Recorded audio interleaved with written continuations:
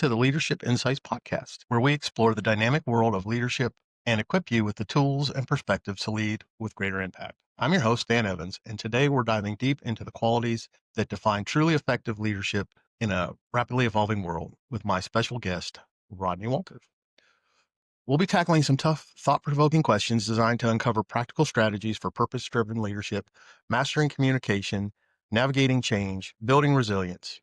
Whether you're an aspiring leader or a seasoned executive, hopefully you'll find something that will help you. So let's get started. Rodney, tell us a little bit about you, please. Thank you for having me, Dan. Beautiful morning here in Thank you for coming. Texas. Nice, cool temperature this morning, which is always nice. So my name is Rodney Walters. I'm 56 years old, married almost 28 years now to Joelle. Had a wonderful, wonderful, wonderful marriage. Raised two incredible kids. Joel, who's 22, and he has about 1 month left in his enlistment with the U.S. Army as an infantryman with the 7th Infantry Division. He started with the 2nd. Now he's with the 7th, stationed up out at Joint Base Lewis McChord in Washington. And a 25-year-old daughter, Cassidy, who's actually got 1 month left in her AIT, her Advanced Individual Training for the U.S. Army Reserves. And she's going to be a unit supply specialist. Her reserve base will be out of Grand Prairie, Texas. She has her bachelor's degree in psychology from Grand Canyon University, graduated there in April. So they're both doing very, very well. He worked as a police officer for 24 years in San Bernardino County, California, and Redlands, California. Was injured on duty, and that transitioned to an 8-year teaching career, teaching criminal justice at a local high school that had a law and public safety academy. Also was a member of the San Gorgonio search and rescue team for 31 years out in Southern California. I was fortunate. My dad was a charter member of that team, helped start it in 1958. As you know, as well as I do, Dan, growing up in the years before liability and lawsuits, we could do a lot more than people today can do. So I was fortunate. My dad, from almost the time I could walk, took me on search and rescue calls with him, and that transitioned into a legal 31-year career, but a lot of years before that, before I turned of age, where I just went and he took me, and the people on the team accepted me. And then I've also been a member of a federal disaster mortuary operational response team. It's a mass fatality team at the federal level since 2003, with multiple deployments with that team, from Hurricane Katrina to the Haiti earthquake to Hurricane Maria in Puerto Rico, several COVID deployments, and some other deployments. I currently work for Texas A&M University on their disaster assessment recovery team, going to disaster sites, assisting in any way possible, along with doing educational programs and emergency management, disaster preparedness, and anything else that we can be a help of here in Texas. Well, I know that you're going to have some great insights to our questions today. One, you can see we're both wearing red, is All right. Red Friday. So thank you for your kids that Absolutely. that are serving, and it's always a great reflection on the parents when you see somebody that wants to serve others. So I think that's a great place to start. We're going to talk about leading with a purpose. You know, we're in a fast-paced world. Things are uncertain.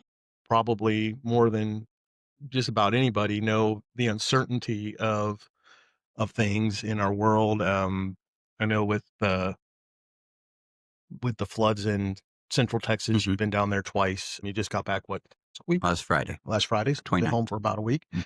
So how are you able to really embed a sense of purpose in your leadership as you're dealing with whether it was fellow law enforcement officers, the kids in high school, or now in disaster response, working with both professionals and volunteers? I'm sure that's some struggle to really get purpose. So wherever you want to start, let's go ahead and start, and we'll just I would say probably where I've come from is what's developed me into where I'm at today. And that goes back to my parents. Very traditional household growing up. Dad worked. He was a police officer. Then he was an investigator in the National Guard, Navy veteran. My mom was a stay-at-home mom that worked harder than anybody put together to make sure that I have a brother. He's a retired helicopter pilot out of the Army and a retired helicopter pilot from CAL FIRE and the San Bernardino County Sheriff's Department. My sister, she's retired out of city of Ridgecrest, California, as the working in the community center, running the community center up there. So my mom and dad were always very much community oriented. And I think the more time you spend in the community, the more examples of leadership you see, the more examples of supervision you see. And I believe that there's a big difference between being a supervisor and a leader. Um, but growing up, I was fortunate enough, like I said, to be around a lot of different styles of leadership, especially through the search and rescue team as a young kid. There were guys on that were World War II veterans, Korean War veterans, Vietnam War veterans, um, law enforcement, both former and current.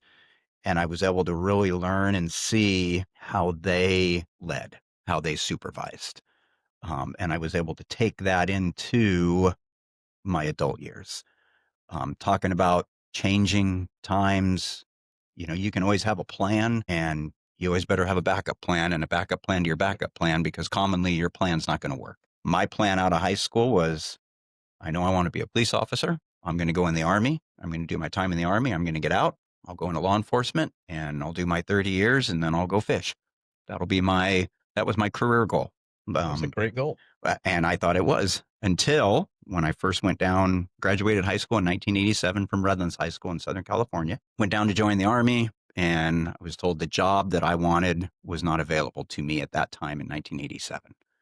So I knew that I wanted to go in the Army. I'm a very, very, very firm believer in service, whether it's military, community, organizational, whatever. I believe that service and volunteerism is ground level leadership. So once I was told, well, you can't join for this job, I knew I wanted to go in. I went home to think about what other job I wanted, ended up finding a lump in my neck a couple of weeks after I came home, told my parents about it. Doctors ended up biopsying it, and it turned out to be Hodgkin's disease at 18. So I ended up having several surgeries related to that, almost 18 weeks of radiation treatment. Fortunately, I caught it early enough where I didn't have to have chemotherapy, but that all of a sudden derailed my plan of 18 to 21, 22 being in the Army. So after my treatments were complete, I thought, well, I know I need to wait at least a year before I go back down to try to join again, so I'll go ahead and go to school. Enrolled at Riverside Community College. Year after my treatments, went down to join the Army again, had letters from doctors, letter from a congressman saying everything I reviewed, he's good to join. And the Army said, sorry, you got to be clear treatments 5 years. So that automatically changed that plan. Ended up finishing my AA degree, went to apply with the San Bernardino County Sheriff's Department at 21, which was only 3 years clear of my treatments. And I figured, well, if the Army's not going to take me, they won't take me. Sheriff's Department said, Army's crazy. They should have taken you. We'll take you in a heartbeat. So that introduced me very much so, along with my time as a kid growing up on the search and rescue team, to leading as part of being able to adjust to a constantly changing environment element. If you think things are going to go the way they're going to go, it's automatically not going to. You know that. So when I went into law enforcement, I spent 3 years in county jail as a deputy. And so let's fix that. You spent 3 years as a correctional officer, as a deputy in county jail. Right. 3 years in jail. Right. But I got to tell you, I learned as much from some of the inmates that were in there as I did from some of the deputies that were in there, because I realized very quickly your environment plays a very, very, very key role in what type of a person you're going to be or your actions. So learning from that element, along with the deputies that I was working with, the supervision I was working with, had some great, great, great supervision in county jail. Some very good supervision in county jail. And I don't want to derail you here, but I do want to talk about your time working as a corrections officer, because, one of the things that I have a belief in leadership, and I know you do as well, that leadership isn't a position. You don't have to have a title. It is being able to affect change. It's being able to control situations. So one of the things I just maybe take a minute or two to delve into, if you would, talk about how some of the leadership you saw from the inmates amongst each other versus, versus you being, as a correctional officer, having a position of being in charge of them. versus them not having a position of authority and actually being able to lead and um, affect how things go. And if you were able to kind of use those informal leaders to your, to your advantage, to make things better for everybody. I think probably one of the first examples I saw of that was as a brand new deputy.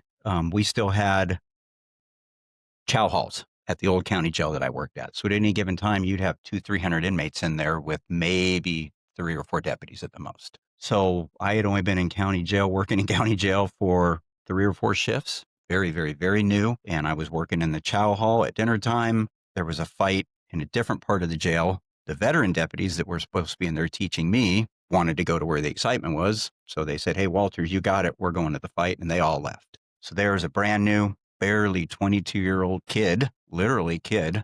I was in charge right then and there of 200 to 300 inmates. So I had to realize very, very quickly that my leadership could not be one of fear. I'm not going to make these guys be afraid of me. There's no way in the world, because I'm on the losing end of no matter what happens. So as I was walking along, the rules in the chow hall were they were supposed to eat.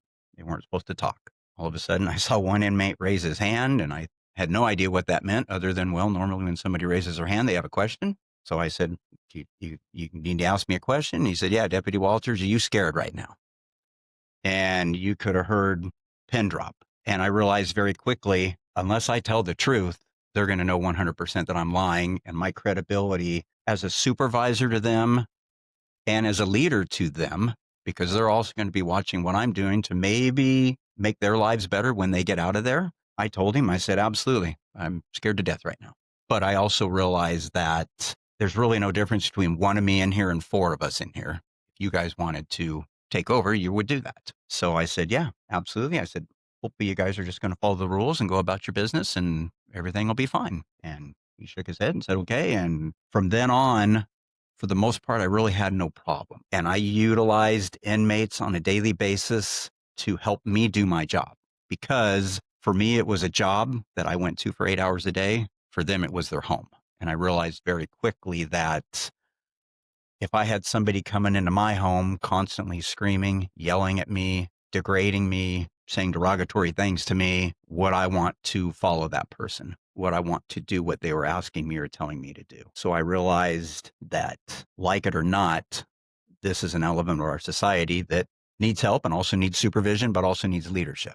So being able to talk to them, sit down with them, um, I would grab inmate meals and I would go in and sit down to them and I would talk to them and find out their life stories, because I realized at one point I would be out working on patrol and these would be some of the same people that I would be encountering out there. So understanding how they lived their lives, what their values were, what their morals were, would help me to be a better leader to them in the jail and a better supervisor to them when I needed something done from them, which would in turn, when I got out on patrol, help me to be a better officer towards them. And the good leaders that I had all the way at the deputy level, all the way up to the command staff, for the most part, understood as long as that deputy is running their specific housing unit in a way that works for them, we're going to let them do that.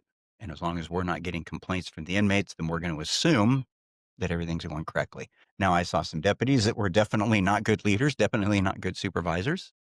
I had some leaders and supervisors that their idea of leading was, you're going to do what I tell you to do, whether you like it or not, because I outrank you.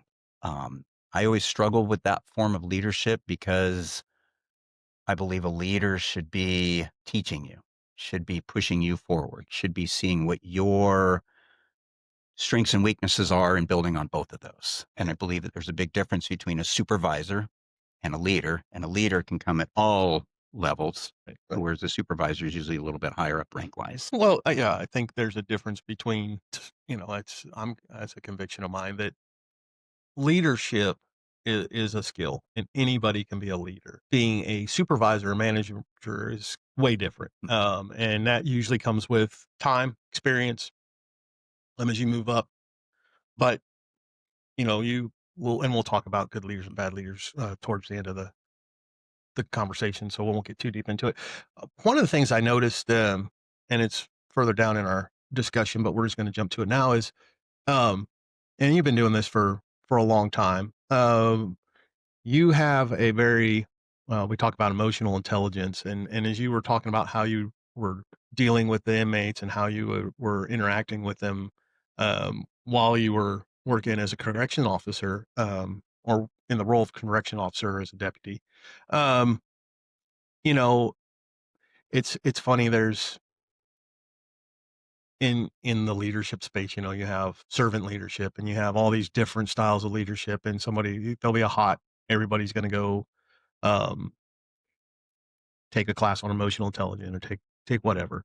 And it just sounds like both you and your department had a very they were very tuned in to emotional intelligence of Mm. and I think probably because of you're in a situation where you're outnumbered Mhm. at any point in time that you learn really quick um that empathy. You know, you were saying that, I wouldn't want somebody coming to my house and yelling at me every day. Um and the fact of the matter is you don't necessarily have to do that with most of Mhm. them. There's probably Mhm. and so being able to read those people, um, and then on the street, I mean, we talked about, the question was, how do you deal with leadership in a fast-paced, ever-changing world? Well, every situation as a law enforcement officer, especially on the street, Mhm. probably is a little bit in the jail, but especially when you're out on patrol, could go from, uh, you know, uh, a crash, a motor vehicle accident to a robbery to domestic violence to whatever. You could see five or six different Mhm. situations, some of which are much more volatile than others, Mhm. and any of them could turn Mhm. in a moment. So you really have to be able to read those people. Um, and even though as a law enforcement officer, you're in a position of authority, Mhm. when you go into those situations, there's still a big leadership role, right? Mhm. Mhm. You have to lead those people in that moment. Mhm. If from, hey, that, we're not safe here for whatever reason, we need to move. And, a lot of times those people don't, Mhm. they don't want to leave because they feel stuck or Mhm. they're in that fight, flight, or freeze and they're frozen. And you have to have that ability to understand that. And then, maybe you can't just, maybe you do need to yell at them and Right. say, get the heck out of here. Or maybe you need to take that moment and say, I know you're scared, Right. but we need to go here. Right. And so I think that's, just, just in our conversation, Mhm. really, a really unique, you guys lived out emotional intelligence and Mhm. servant leadership before there was a book that you could go Mhm. buy and read about it. So, Mhm. I appreciate that. Let's go move forward here a little bit. Communication, which we know that's a big part of what you have to do as a deputy, and a big part of what you do in your role with AIM Mhm. and emergency management. Let's kind of dive into that a little bit with the. I mean, I know you've been to some wildfires since you've been here, and then Mhm. of course the one that's on top of everybody's mind Mhm. and hearts is the Fourth of July floods down in Kerrville and down in the Hill Country. Um, that I think is a great. Let's just kind of talk around communicating, communications around what you saw when you were both times that you were Mhm. down in Kerrville as response to that, because I think there's probably communication from on high down Mhm. to you guys, and then what you were communicating to the communities and to the victims, to the survivors. So, however you want to talk about that, Yeah. but I'm just gonna give you that for a while. So I'm a firm believer in communication. I think that whether it's good communication or bad communication is better than no communication. Um, Making a decision, whether it's a good decision or a bad decision, sometimes you just got to make a decision and then you learn from that decision you made. If it turns out to be a good one, then you build on that. If it turns out to be a bad one, then you build on that. Down there in the flood zones, since I've worked for A&M, I've been to flooding in East Texas, Hurricane Beryl, Temple tornado, Crabapple fire in Fredericksburg, now the Kerrville floods in just a little over a year. Well, understanding your role and understanding where your role fits will help you to better understand the line of communication. A lot of times you're getting, which I found this to be completely true in law enforcement, a lot of times you're getting direction from somebody that maybe doesn't really know the circumstances at ground level. You know that from being in the military.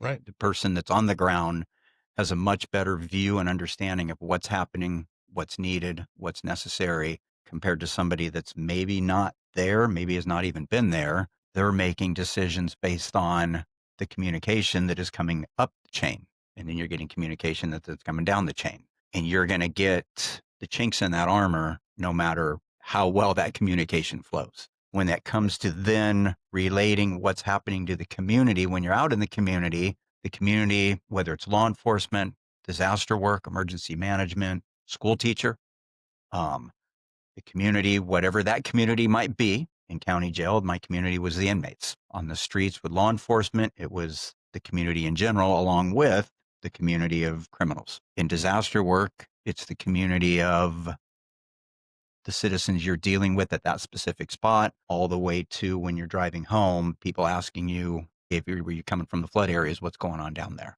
Always being honest, always telling people what you do or don't know and what you can or can't say. Sometimes you have to tell people, you know what, right now I really can't answer that question because either I just can't, or number two, I don't have the accurate information to be able to give you an honest answer. And I'm not going to give you a dishonest answer simply because I want to give you some type of an answer. Because then the old saying, perception is reality.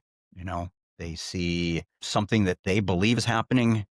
And if they come up and ask you to clarify what's going on and you give them a dishonest answer, now that becomes their reality. If you tell somebody, you know what, I don't know. And I used to tell people in law enforcement that all the time. If they asked me a question, I didn't know, I'd tell them, I don't know. But if I can get you the answer, I will. And either I'll follow up with you or I'll have somebody else follow up with you. And that was huge. And that has been huge down in disaster areas where my first day down in Kerrville was July 6th, day and a half after it had happened. Searching was still going on. Rescues were still going on. Recoveries were being done. My job was totally different. At that day, we were doing damage assessments, but I had people asking me, well, what happens from here? What's going to go on from here? A lot of times I don't know. I'm doing my specific job, but questions to your answers I don't have, or the answers to your questions I don't have. But if I can get that information, then I'll get it back to you. And then doing that follow-up.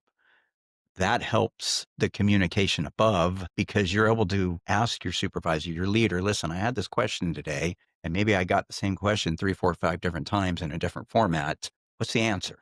Not the answer you want me to give, but what is the answer? And if you don't know, can you tell me? So tomorrow, if I'm confronted with that, I can give them an honest answer.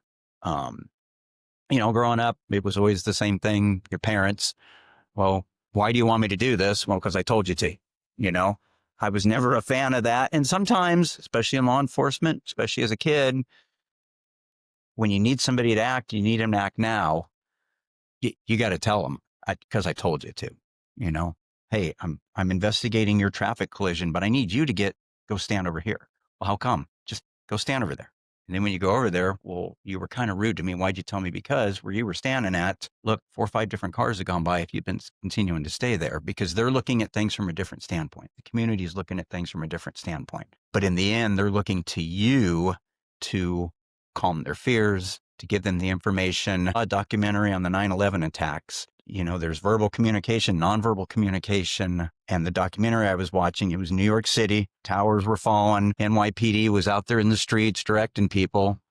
And literally on one street corner, there was an officer who was extremely calm, but in the tone of voice that was getting people to pay attention to him, he was telling them where he needed them to go.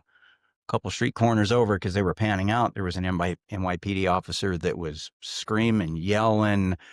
You could tell that he was no longer probably capable of really directing because it was no longer directing. It was just screaming and yelling. And there was a very different lack of direction being given. The calm guy was doing the same exact thing, but people were listening to him. The guy that was out of control, people were just kind of going where they needed to go. So I think that communication, you have to learn it from watching others and basing your leadership style and your communication style on what works and what doesn't work. In county jail, you had inmates that they communicated great and other inmates followed them. And you had other ones that their communication was, you're to do this, so this is what's going to happen. And in the business world and the law enforcement world, that doesn't work a lot of times, especially when you're outnumbered. Right.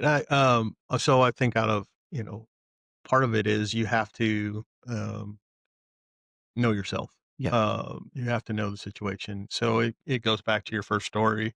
When that inmate asked you if you were Hmm. afraid. Uh, and it's okay to say, yeah, Hmm. I'm afraid. But by taking that moment and going, yeah, I'm scared to death. Hmm. That allowed you to then communicate because you could, a lot of times once you identify a fear, it loses its Correct. power.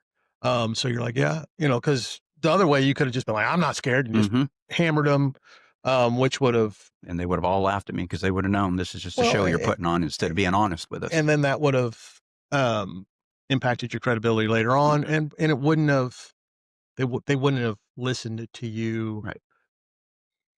in that moment. They wouldn't have, if you said, "Okay, you know, chow time's over, you need to get up and get in line," and they would just been like, "Whatever," Hmm. right? Because what are you gonna do? And they knew you, so they knew you Hmm. were scared, and they would feed into that versus by you admitting it, they're like, "Well, he knows he's scared. He knows he's Right. outnumbered." Where it took their power Power of away. away from using Right. your fear to their benefit. But I think that honest communication, whether it's I don't know or I'm going to give you an answer you don't like, but this is the honest answer compared to lying to somebody. And sometimes you do have to a little bit calm their fears by maybe giving them an answer that they don't want to hear.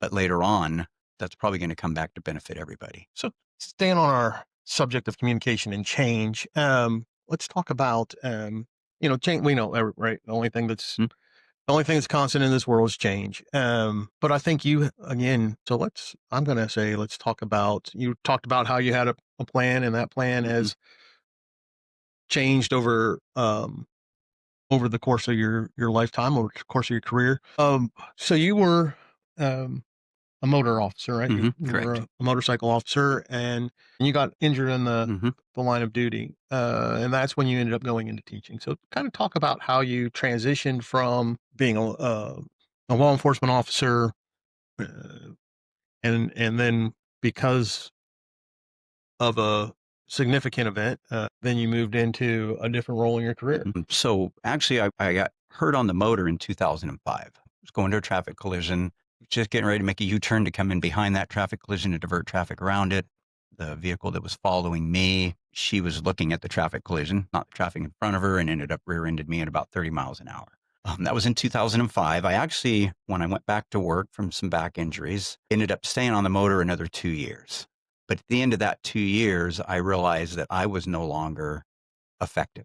I was so scared of getting hurt. I was so scared of getting hit again that I was riding so conservatively and so scared that I realized I'm a danger to myself, which is going to put the community in danger also because I'm not effective. So I asked the chief, told him I need to get off the motor. Actually, then went into being a school resource officer at the high school level, which I enjoyed doing. I enjoyed working with the students. I enjoyed being on campus. Keeping the campus safe was my number one goal. Working with the students and being a part of that educational community was really second to me because my first idea was the best way that I can be a part of this school community is to keep this school community safe. So I did that for almost 4 years at the high school level, went back to patrol. And then in October of 2013, ended up getting dispatched to what originally came out as a domestic violence call. Got there, ended up in a foot pursuit of who I believed the suspect was. That ended up into a physical altercation between he and I. When that event was completely done, it ended up he was an 18-year-old autistic kid who'd been arguing and fighting with mom. That led me to have an injury to my elbow, tore the tendons, 2 surgeries. Another surgeon who said the extent of the surgery that we need to do now to get you back to work is probably not going to get you back to work, but it's probably going to make you almost worse. So in 2014, June of 2014 is when I ended up getting medically retired. That was another chink in the armor a little bit because I had 6 years to go to my full 30-year retirement. I had realized early in my career that very early in my career, and I taught this to all the trainees I had when I was a field training officer. You are always one call away from no longer being a police officer. You can get out of dispatch, go to an alarm call, jump a fence to go into the backyard and blow your knee out. You can get hit on your motor, blow your back out. Multitude of things that within seconds can end your career. So I continued to go to school, ended up with my bachelor's degree in criminal justice, and then I ended up with a master's degree in military history and a master's degree in homeland security and public health preparedness. That led me, not knowing it, seeing it at the time, but I've always been a firm believer that God works in our life, whether we like the way he's working or whether we don't like the way he's working. In the end, we see that he was working for the best. Continuing to go to school ended up that whenever I got medically retired, gave me a lot of options after that.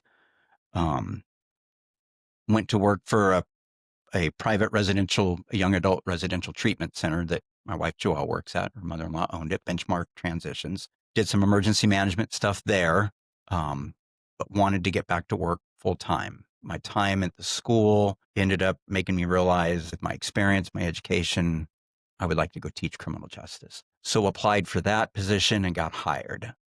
Being able to take that experience, that education into the classroom helped me to be a much better teacher. I've always been a firm believer that your best leaders are the ones who have done what they're teaching. They've been there, they've done that per se. That doesn't mean that somebody who hasn't can't also teach, but sometimes when you get into a university level, your teacher is somebody that's learned everything from their books, but they've never actually gone out and done it. And I think for me, being able to go into the high school classroom and tell them, listen, here was my plan when I was your age. Here's how I ended up where I'm at instead of where I thought I was going to be. I think that helped a lot of high school students to realize, okay, I need to have a backup plan.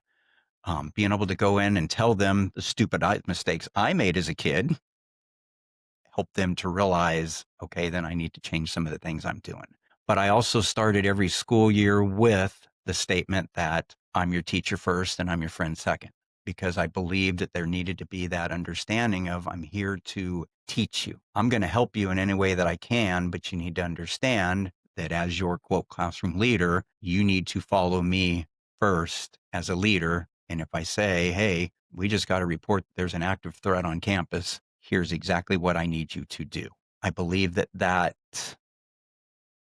understanding between the person in charge and the people that are following has to be based on trust. It has to be based on understanding of this person knows what they're talking about because they've been there. And it has to be based on a willingness and a wantingness of those people to follow that leader. And me being able to go into the high school classroom and teach and give them example after example after example after example of here's what happens when you have a bad leader. Here's what happens when you have no leader. And here's what happens when you have a good leader. Hopefully help them to, at a young age, get a good understanding of what good leadership is compared to no leadership or compared to bad leadership.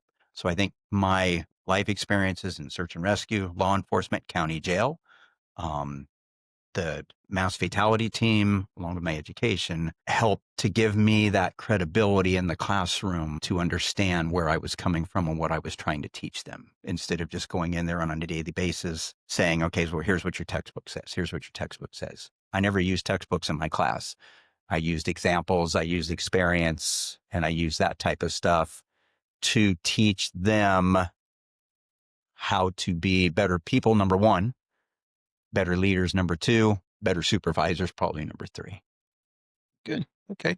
Um, and this has been really this is really a good conversation. Um, so let's talk about resilience. I think that we've kind of hit a lot of it, but you're I think the stories that you've been sharing today uh, are just a great example of resilience. But how do you build that in others? So you've just been resilient because honestly, you haven't had a choice, right? I Yeah. mean, well, you did. You could have said, "Woe is me," and Mhm, you know, I wanted to go in the military and mhm, ended up with cancer, mhm, and I can just give up. And but you didn't. You're like, no, I'm going to fight through this. And so I think that's an inherent trait, and that's I would say probably a lot to do with your, your parents Mhm, and the folks in that you grew up around, mhm, the World War II vets, the search and rescue folks that, they know that really resilience isn't a choice, mhm, because you can't quit. There's people, especially in disaster management, search and rescue, even in the mortuary affairs and mhm, in recovery, you don't have a choice. To quit isn't an option because mhm, there's no matter how bad no matter how tired you are, no matter how whatever burnout, whatever it is, in those situations, in a lot of what you came across as a deputy, mhm, in those situations, your where your low point is on that day is still 100 mhm, times better than you know being down. You might be having a bad day, but mhm, man, it's still 100 times better than those people that lost their mhm, homes or those people that lost loved mhm. ones.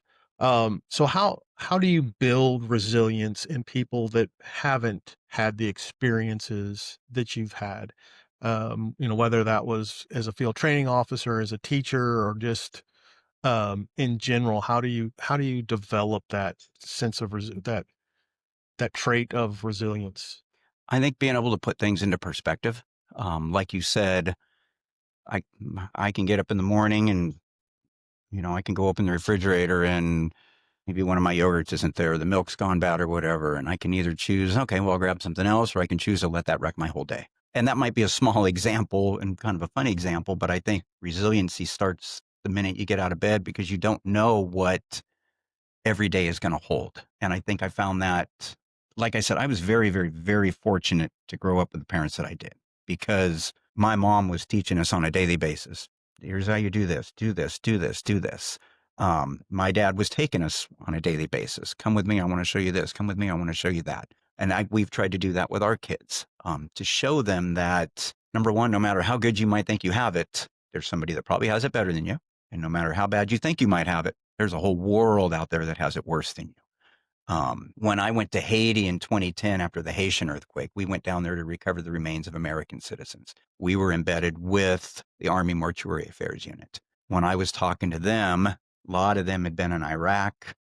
They were fresh off of tours from there. And every single one of them to the T told me, infrastructure wise, the downfall of civilization wise to an extent, except for not getting shot at on a daily basis, Haiti is 1,000 times worse than what we saw in Iraq. So even at that point, they were resiliently going, hey, we're in a really, really, really bad place here in Iraq, the poorest country in the Western Hemisphere, but we're not getting shot at and we're not losing soldiers. Um, I think being able to see growing up the guys on the search and rescue team that there's somebody laying up there that just fell down an ice chute and they've got a broken back. They're paralyzed. I'm tired, but they're laying up there in the snow and the ice and they've been laying there for 5 or 6 hours because we haven't been able to get to them yet. So no matter how tired I might be, I'm walking. That person's potentially never going to walk again. I need to put my discomfort aside and keep going. I talked to a lot of people in law enforcement making death notifications, um, other types of critical incidents where I was able to maybe relay to them, this might be your worst time, but here's some ways that maybe you're going to be able to overcome this and make this maybe not into a positive, but maybe turn it into something for the better.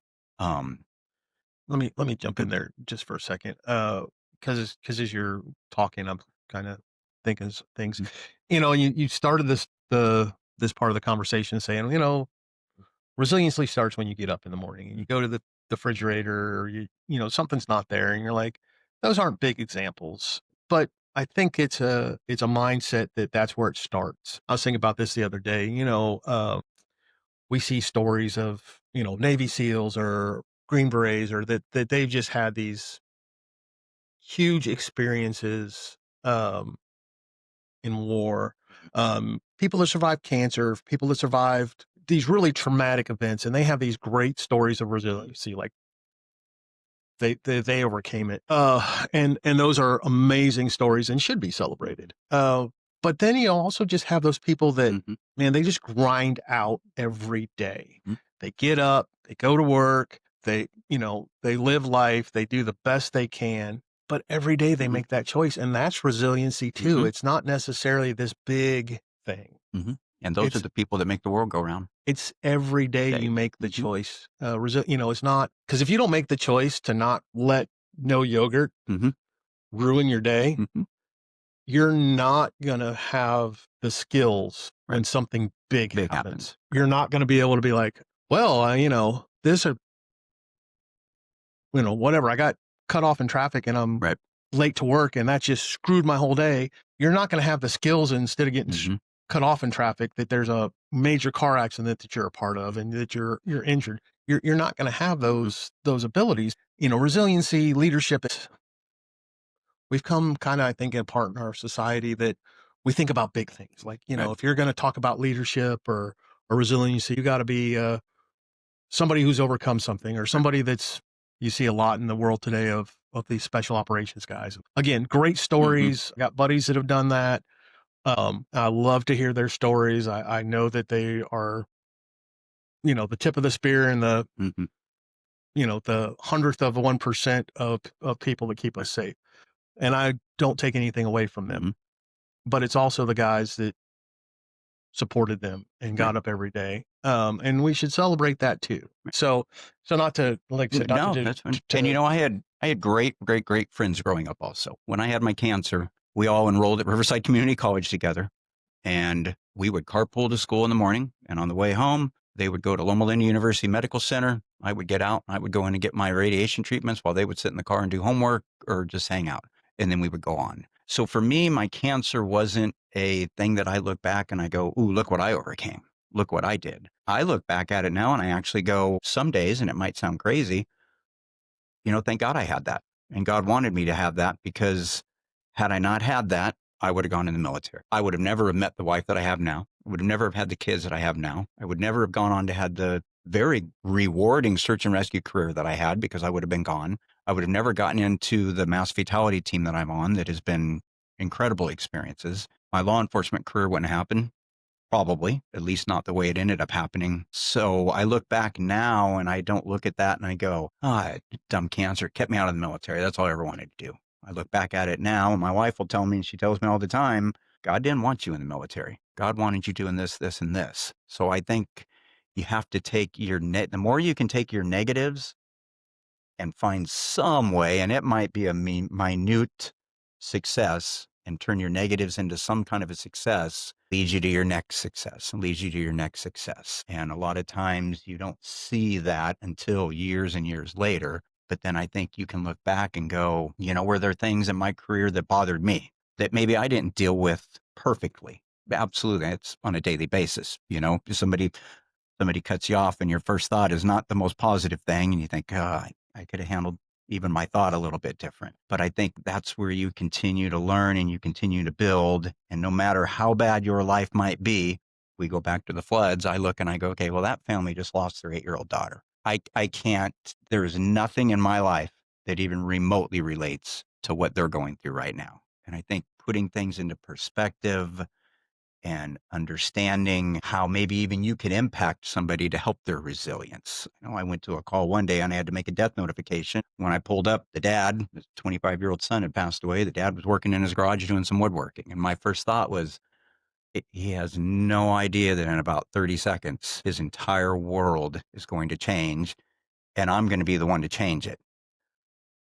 The voice they hear delivering that information is the voice they remember forever. But going in, understanding that to begin with and helping them through that situation, hopefully help them. And I got a lot of phone calls and cards from them over the years thanking me for helping them through that, help their resiliency. So I think understanding our place in the world and understanding our difficulties compared to the difficulties of others helps us to build that resiliency and overcome what we might think is a negative, but to the next person next to us in line probably is a positive. Yeah, I think, you do resiliency is a choice. It's also, just the ability to look at that and have that empathy, goes back to tying into what we talked about with, communications and emotional intelligence. You really have to read the room, read Mhm. who you're talking to, understand them because management, as we talked about the difference between supervising or managing Hmm. and leading, management, you do the same, Hmm. right? Management is if somebody needs leave, if it follows a policy, Hmm. they fill out a form, you sign it. That's what a manager does. Hmm. Um, leadership is not the same. Right. You try to be fair, you try to do Hmm. things, but it is different. You lead good leaders, Hmm. lead every person different. If you Hmm. look at how the tenets of servant leadership, you change your leadership style to meet the needs of the people you're leading. So Okay. there may be situations where there's some people that are, very type A and they're very authoritative leaders. That's maybe they were in the military, maybe they were in law enforcement, and that's how, or sports or whatever, and that's what they were brought up in, and that is how they lead. That's just their leadership style. But they understand that there's times when that style's not going to Hmm. work. They understand that there's times when they just need to, they do need to. It's not because I told you. Um, Right.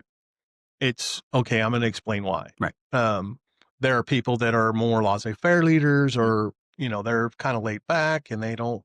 They want to influence, and they don't. Their leadership style isn't do this now. Hmm. But then you're on you're at the MBA, and that person is not in a position where they're going to be safe if they stand there. And Right. you ask them once, hey, maybe you want to go over Right. there and be over there, and they just keep standing there, and that's when you're like, hey, go over Right. there Right. and do this now. Your voice might not, you may not be the most polite in the moment, Hmm. but it's because their safety, Hmm. they need that. And so, um, I think that, that's a big thing about leadership, and there's different aspects of leadership, but they all weave together. And the more you're able to integrate those things as just Right. a natural, process. Right. I was a field training officer for over 10 years with the police department, and each field training officer had a trainee for 4 weeks. And then at the end of their training program, they went back to their original training officer, their first one, for 2 weeks. We called that a ghost period, where your training officer was then in civilian clothes and they were just basically acting as an observer. So I had a little part in training a lot of officers. And you had a very short time with that officer to try to understand what type of leadership is going to help this officer learn what you're trying to teach them. Is it a little bit harder leadership where you have to be a little more firm with them to make them understand what it is you're trying to teach them? Is it a little bit softer type of leadership where, okay, yelling and screaming at them is not going to work. Doing this way is going to be much better. Others, once you understand how your people react to it, makes you a much better leader. And I would try to learn from the people I was training as much as I was trying to teach them, because they were coming in with new ideas. They were coming in with new ways that they had just learned from the academy. And I would always tell them, this is what I know. This is what I was taught. Seems to work for me. I'm going to show you what works for me, but I don't expect you to just be a copycat me. I expect you to take from your first training officer, your second, your third, your fourth, and all the other officers in this department that you're working with on a daily basis on calls. And I expect you to pick what seems to work, and that's going to develop you. I'm not going to develop you. I'm going to help you develop you, and trying to get that ingrained in them instead of them just having well, this is what works. This is how I do it. And I'm not open to anything else. Sometimes that's good. Sometimes that's bad. But like you said, in an ever changing world, criminals are changing on a daily basis. The world's advancing on a daily basis. And if you don't adjust to it, you're going to fall behind, and what did work no longer works. So I think teaching the people that you're leading how to develop their own leadership styles in the end up making them a better leader, which ends up helping the organization in a whole. Uh, uh, Great example. I mean, lifelong learning, and that's part of the self-awareness of being a leader, identifying your gaps, and either taking steps to Mm-hmm. strengthen that through learning, through whatever. Or I think another thing that you can do as a leader, when you identify like, hey, there just might be certain things that I'm not good at, Right. It is Mhm. not my personality Mhm. to really want to do those, Mhm. not to get better at it. So I need to find somebody to bring onto my Mhm. team that has that skill. Mhm. And it's really, they say if you're the smartest person in the room, find a new room. Mhm. And so if you're building a team and you're the smartest person on your team, you need to look at how you're building that Mhm. team because it's not as a leader, it's not about you. Right. I think in the I talk about this all the time. In the military, sure, maybe in law enforcement, but in the military, it's the badge of honor isn't how high you get Right. in rank. The badge of honor is how high How your you subordinates could get. got. Uh-huh. And so if you're getting people that you can, that they we stood on the shoulders of giants and now Mhm. they standing on our shoulders, standing on Mhm. the shoulders of giants. If you do that, that's what Mhm. makes a really good. And understanding and seeing what the strengths and weaknesses of your people are and building on those strengths, but then making sure that you're getting in and trying to help with those weaknesses. I was never a big narcotics guy. I just struggled with narcotics investigations. I could do them no problem at all, but I was never going to go put into work narcotics or anything. I was good at traffic. I enjoyed working traffic, these types of things. But my supervisors also saw, okay, well, we need to help you get better at narcotics investigations. We're not serving you if we just continue to make you What you do trap. better at things you're already good at. We need to serve you by making you better at things you're not good at. And I think that that comes into play almost more than, okay, well, you've been to this class for traffic. Let's send you this one also. I'm just basically getting a day off now because I already understand all that stuff. Compared to, you're not real good at this. You're going to go to this narcotics school. I don't want to go. And it wasn't because of a lack of interest. It was a lack of, I'm not good at that. I don't want to go confront the things I'm not good Yeah, at. exactly. But that's what a good leader does is pushes their people to get better at the things they're not good at and then has them teach the things they are good at to the ones that aren't. And, I think it all goes back to even if you have to discipline somebody, you're disciplining the act, not the person. Hey, you didn't do this well. You didn't do this well for whatever reason. I have to write you up maybe or something like that. I'm not writing you up. I'm writing up what you did, making them learn, helping them to learn a leadership style, even when it comes to having to potentially discipline somebody. There's a good way and a bad way. And there's people that'll scream, yell, curse, whatever, you get their point across. And then there's others, hey, here's what you did wrong. You know, here's what you did good, but here's what you did wrong. Well, I think feedback is, whether it's positive or Right. negative, if it's done the right way Mm-hmm. on either, because you can give positive Mm-hmm. feedback In a that negative it, way, that and doesn't work. it's not going to help Mm-hmm. people. But if you're giving that negative feedback in a way that it's about, it's not belittling them. It's Right. not saying, oh, you're a bad person Right. because you messed up. It's saying, we've noticed this Right. is a, this is a gap. This is something that for whatever it is. And you need to, this is how we're going to help you improve that. Right. This is how we're going to get through that. I think is very important. So we're gonna jump ahead here to a couple things. I'm gonna combine these next two. So we're gonna talk about your experiences with leaders. So we're gonna talk about good leaders, and if you would like to name the good leaders, Mm-hmm. please do. And we're gonna talk about bad leaders, but we're not gonna go up with names for them because um, we believe in promoting and recognizing great Mm-hmm. leadership, but we don't want to give poor leaders. Mm-hmm. Well, one, we don't want to embarrass them, and Mm-hmm. then two, we don't really want to give them a spotlight.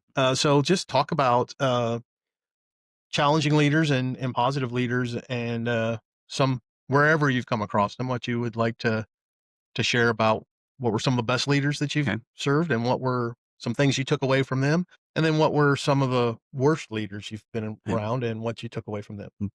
So I had some of my best leaders. I had a sergeant that I worked for by the name of Vaughn Lale. Um, he's passed away now, but very, very, very good leader in the police department, knowledgeable about a lot of different things. He'd done a lot of different assignments, but he always encouraged his people to do their job, not his job, not the way he wanted the job done, but to do their job. He was always personable, but when you screwed up, you knew it. But it was never a personal, like I said, it was never a personal attack on you. It was a, here's what you did wrong. And he would let you know it. But at the end of it, hey, you want to go get some lunch? He made it clear that it was not personal. It was professional. we need to fix this because this is going to get you hurt, killed, whatever. But then he would also throw in the positives. Another one, Roberto Esquerdo, great supervisor, lots of knowledge. He could be a little gruff sometimes if you didn't understand him, but then you understood his leadership style and you understood, okay, that's just him. That's the way he's teaching. That's the way he's going about it. He realizes we're in a life and death profession here. This isn't kindergarten. And if you're going to be in this profession, you need to also be able to take criticism without taking it personal. Another one, Brian Bilyeu, probably one of the best supervisors I worked for. Just a very, very, very even kill, easygoing guy. Never saw him get upset to the point where you thought, oh, but he was also not afraid to say, hey, here's what we're doing right, here's what we're doing wrong, and here's what we need to fix. A lot of leaders on the search and rescue team, I mean, just guys that as a kid I saw, you know, taking command, giving direction, telling people this is what needs to be done without arrogance, without being conceited. Those people that were ground level, salt of the earth, that knew their job, knew their capabilities, and were not afraid to say, as a supervisor, hey, I've never worked a whole lot of traffic. I need you to teach me how to take this type of a traffic collision. Not afraid to ask their subordinates to step into a leadership role to teach them. So I think for solid leadership in the sheriff's department, I had great leaders, people that, if you did something wrong before they ever disciplined you for that, they wanted to find out, did you learn something from it? And if you learned something from your mistake, commonly they didn't discipline you because they realized, well, writing up's not going to solve anything other than put something in your personnel file. If we can go over what you did wrong now, find out why you did it. Did you do it because you had no idea? Did you do it because you had an understanding that was different than the way it should have been done? Or did you do it because you just don't know? And if that's the case, then we need to teach it. That's a failure on our part that led to you doing something wrong. So a lot of leaders that did that, at least for me, where tell me what you did, tell me why you did it so I can understand. And then if you learn from it and you can guarantee me it's probably never going to happen again, then we're moving on. Easily at a point where they could have maybe written me up for something. Instead, they took it as a learning opportunity instead of a discipline opportunity. Probably one of the biggest examples of bad leadership to me was almost a department wide. When I was at the police department, probably, I don't know, 2005, 6, around there, our badges and our city seal, which was on our patch, had a little cross in it. Somebody that complained about everything went to the city and said, there's a cross on that patch. You guys are a city organization. You can't promote any one religion. That cross has to be removed or I'm going to sue. So the city manager gave a department-wide directive. Everybody either has to have, they were going to take a drill, and some agencies or some departments allowed this to happen. We're going to drill out your cross. Others, we're going to come along to your patch and we're going to take a magic marker and we're going to mark it out. So I was a motor at that point. So I would go to the patrol briefings just to hear what patrol was talking about, to be able to give any feedback on traffic. And I knew what was coming. But I also knew I had to face it at some point. So I was sitting in there, and the sergeant of that patrol team, who was not my sergeant, but he was the watch commander for patrol, sergeant that I'd known forever, got along with great, but he was following directive that came from the city manager via the chief, via the captains, lieutenants, that you guys will go along and you will take a magic marker and you will mark out everybody's crosses. My supervisor on motors was also in there, and he was a corporal. So the sergeant got up with his magic marker and he started going around officers and marking out. And I knew, well, that's not happening. I'm going to try to be as professional as I can, but that's not happening. So when he got to me, he grabbed my jacket and I said, with all due respect, I'm not going to let you desecrate my cross. I'm not going to let you take a magic marker and mark it out. Well, this is a directive from the chief, the city manager. You're doing it. So we had the whole room that was, this isn't going to go good. And I said, with all due respect, just because it comes from up here doesn't mean it's right. At some point, somebody has to say, not doing it, and understand that I was going to suffer the consequences for that. And he said, well, this is going to be done. I said, no, with all due respect, it's not. And I said, I'm not trying to confront you in front of your patrol team. I'm not trying to show you up whatsoever, but I have a significant, serious moral issue with this, and you're not crossing out my cross. I said, I'll go talk to the chief. I'll do whatever, but it's not happening. So he looked over at my supervisor and he said, well, you need to get your guys under control. My supervisor says, well, I don't know what to tell you. They don't listen to me either. So I realized at that point, okay, my supervision, whether they like it or not, instead of saying, you know what, well, let's talk about this, let's figure this out, let's go to the chief if necessary. It became a me against them instead of a larger issue. So our supervisor left. I got out of briefing. We left. He went to his office, called in another motor officer, came in, said, I need to mark out your cross. Well, obviously, I already told my buddies on the motors, hey, here's what happened. I don't know where this is going for me, but just so you guys are aware that this is what's happening today. And I gave the example in briefing. I said, so if somebody off the streets was able to come in and walk up to one of the police cars, which had the city seal on it, and take a can of spray paint and spray out the cross, what would we consider that? Well, that'd be vandalism. And I said, so it's okay for you to do it, but it's not okay for somebody else to do it. So this supervisor called in one of our other officers and said, here's what I'm going to do. And that other officer, he said, nope, you're not doing it. And he said, well, Rodney refused it also. So, and this supervisor always talked to us about religion, always talked to us about how strong of a Christian he was. So this officer said, you're a hypocrite. You tell us this, you say this, but yet when it comes right down to it, this is where you fall. And to that supervisor's credit, he said, you know what, you're right, stay here. And he got up, drove about 15 minutes up to the town, and the church that he went to, went in and talked to his pastor, ran the whole situation down. And his pastor said, so do you agree with this? And he says, well, no, I don't agree with it. And he said, but yet you're willing to do it, which kind of shook him to his knees a little bit. So he went back, told the other officer who was still sitting in his office, all right, let's go. We're going to go see the chief. So they went to the chief, went in. The chief said, I know I already heard about Rodney in briefing. I get it. So what's going on? Tell me. And to this supervisor's credit, he said, well, you know what? I didn't fully understand the magnitude of this until I went and talked to my preacher, and he kind of put it right back in my face as far as here's where you say you stand, but yet here's what you're willing to do. So the chief said, finally, I'm glad somebody finally stood up and challenged this. No, we're not going to do this anymore. Everybody's just going to remove their patches until this either passes or we have to develop a new patch. So the chief called the city manager, and the city manager said, that's fine. I don't care how you handle it. We just need to remove it until this issue is resolved. So then later on that day, chief called me and said, hey, heard what happened in briefing. Here's what we're doing. Thanks for standing. And my first thought and my first answer to him was, well, how did it ever get to this point in the first place? If you were okay and in agreement with us not doing this, then why didn't you, as our first line of defense, our chief, step up and tell the city manager, not happening. We'll remove the patches until you tell us where we're going from here. Well, it was a directive for the city manager. And I said, well, if the city manager called and told you to do this, this, and this, would you be okay with it? And I said, so, I saw that as a very, very, very significant lack of leadership. The supervisors were doing what the leader told them to do, even though 90% of the supervisors didn't agree with it.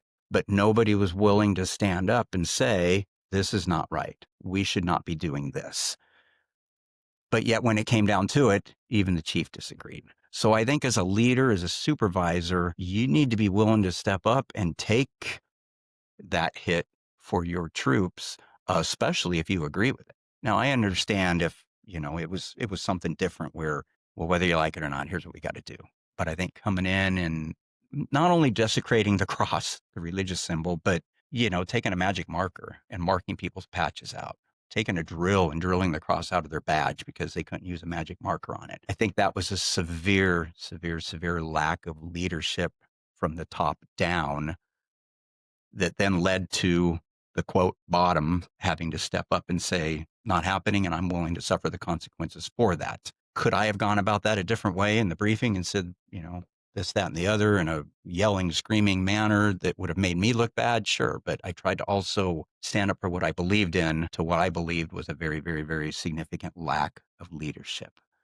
I think that's an example back to the difference between supervision or being a manager and being a leader. Right.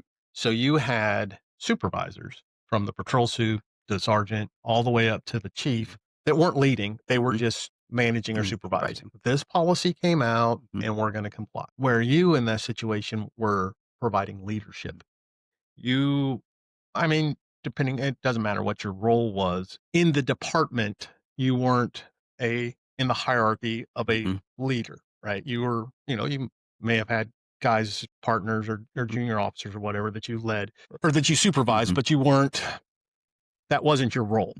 but you provided leadership and you said, "No, we're not gonna do this. This doesn't make sense." And then, your fellow officers were like, "Well, dang, yeah, Rodney's right.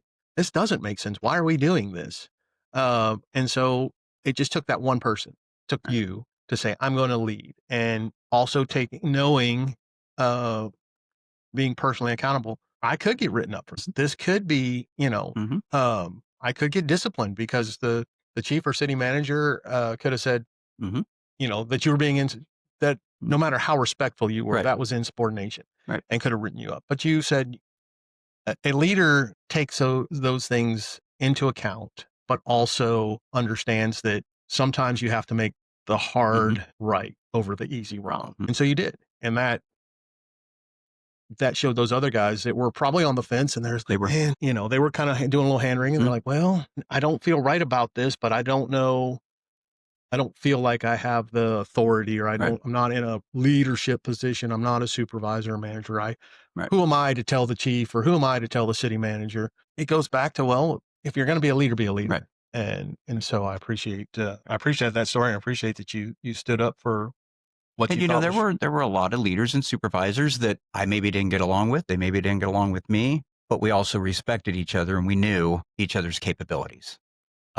I had some leaders who weren't hesitant at all to come out to a scene and say, "I don't know. I don't know what to do here. You guys do handle it, and I'll get you what you need."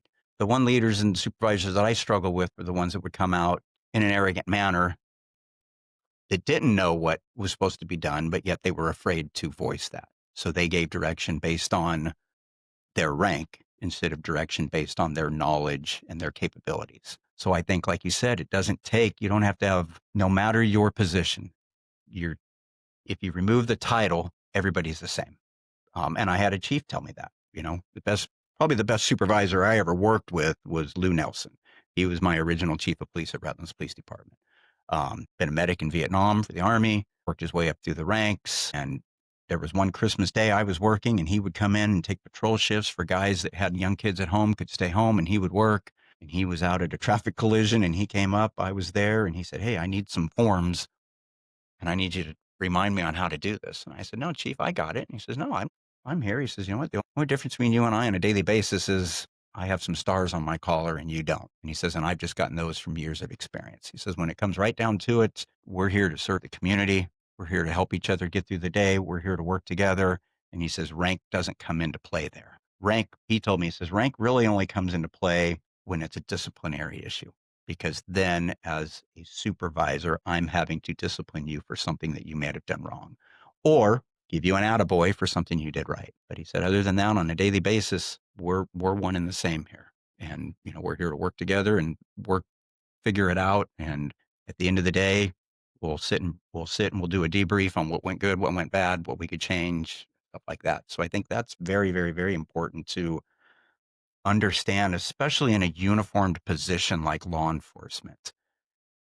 Putting your uniform on as the chief, going out and going to briefing, visiting with your people, going out and grabbing a police car and going out and driving around on patrol, being visible, having an open door, not just showing up in your suit and tie, closing the door, and then at the end of the day leaving. And hey, if you need to talk to me, call my secretary and make an appointment. So I think having that understanding as a leader, no matter where you work and realizing what your position actually incurs is extremely important. And I think that while, that goes across good leadership goes across industries, across Mhm.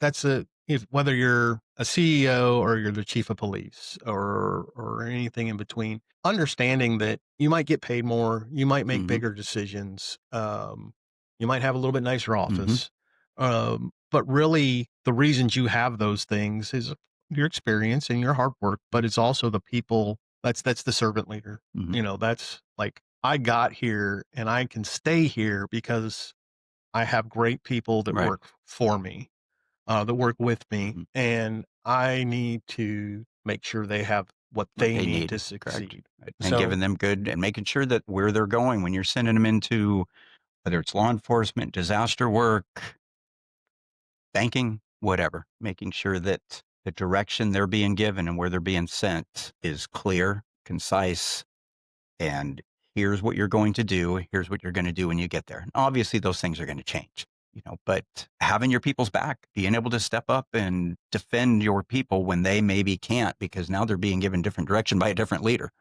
Um, being in the know, understanding what's going on, being willing to step in and make those changes when necessary. True.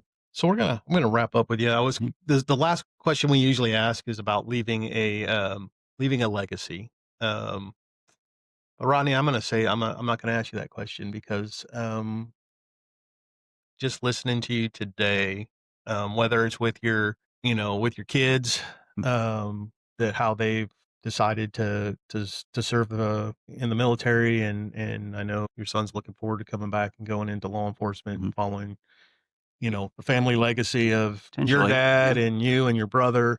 Um, Man, that's just a legacy, Mhm. that, and then from being a FTO and teaching in the schools, you have a great legacy of leadership, Thank you. and it's really been an honor to sit down and talk with you today. Well, and like I said, I think that leadership just starts at home. Even when I was in my career and married and something happened at work, I would call my wife. Hey, one of the first phone calls I made, hey, I'm okay. Here's what happened. I might not be able to talk to you for the next 10, 12 hours. And I was involved in some critical incidents, a couple of shootings at work, a couple of pursuits that didn't necessarily go my way per se, where I had to call her and say, listen, I'm okay. Here's what happened. I'll be home when I can. Tell the kids I love them. Passing on, no matter what happens at work, your day begins and your day ends at home, no matter what those hours might be. Like you said, with son, my daughter, she's looking at going into wanting to work in the mental health field, to help those people that can't maybe necessarily help themselves or need direction in helping themselves to make them better. My son, Mitchell, he's talked about law enforcement, but he's also like, well, I'm looking at a couple other careers. And I've told him, you have to live your life. You have to do what you want to do. I'll help you and mom will help you in anything that you guys need help with. But just because one of us did this or this doesn't mean that you have to. You have to go find your feet. You have to go follow your way. And I think allowing people that you quote have some supervision over, no matter if they're 25 or 22, because as a parent, you're always going to kind of lead them. I think a lot of that leadership is telling them just because I do it this way doesn't mean you have to. Well, And as a field training officer, I used to tell my trainees that all the time. This is what I learned, but I don't expect you to be me. I expect you to figure out your way and make it work for you where it's successful and puts you in a position where you are leading a good, constructive, Christian-based life and serving your community, serving and helping others. and I think it comes down to we all have to walk our own path, Right. Mhm. right? God's got a plan for each of Mhm. us, and it may be similar Mhm. to our parents, it may be similar to other people's, but in the end, it's our walk, it's Mhm. our path, it's our journey, and you can't walk somebody else's Mhm. walk. You can't walk somebody else's path. You can for a while, but you end up unhappy, Mhm. and ultimately, like I said, God's got a path for you, and Mhm. He's gonna bump you to where Mhm. you need to be if you don't just follow on your own way. Mhm. Happened to you Mhm. again right from the get go of Mhm. our conversation today.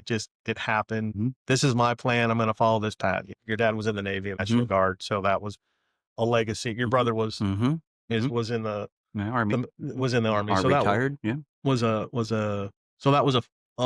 family legacy Mhm. of serving in the military, and Mhm. you were going to follow that legacy. But that wasn't God's Mhm. plan for your legacy. Um, Legacy of service, legacy of all those things. You were going to Mhm. follow through, but Mhm. just not in the same way that Right. your Right. dad and your brother did. Right. So man, I have loved this No, conversation. thank you, It's Dan, been for having great. me. Appreciate it Is there greatly. is there anything else you want to share or talk about before we wrap up? Um, no, not really. I've been blessed, extremely blessed. I mean, I look back over my life now, and I think my cancer actually ended up because of my radiation in 2021. Ended up needing a new aortic heart valve because of the damage years later from the radiation treatment.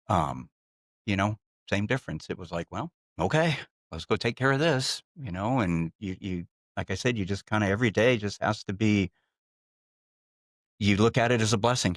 You're able to get up in the morning and every day I think, I thank God for number one, letting me be able to roll over in bed on my own, to turn off my own alarm, to be able to pull the covers off with my arms and stand up on my feet and be able to see through the room and hear my alarm and walk to where I need to walk to. And be able to get into my car and drive to wherever I'm going that day. So, I think the blessings, you can't take them for granted, and you can't even maybe even look at that as a religious viewpoint. You just have to look at it as something got me up, something got me moving. Now I Yeah. need to go take advantage of that. I look back over my career in all of the things that I've done, and there are a few examples where I can look and I can go, there's nothing else got me through that except for God. There's no other reason that I should be walking away today other than there was somebody that was watching over me. And I think that Right. that also came from great leaders that I had that taught me how to handle situations and kept me going and didn't turn negatives into worse negatives, but yet they built on the positives and they built on the negatives. And I think a good leader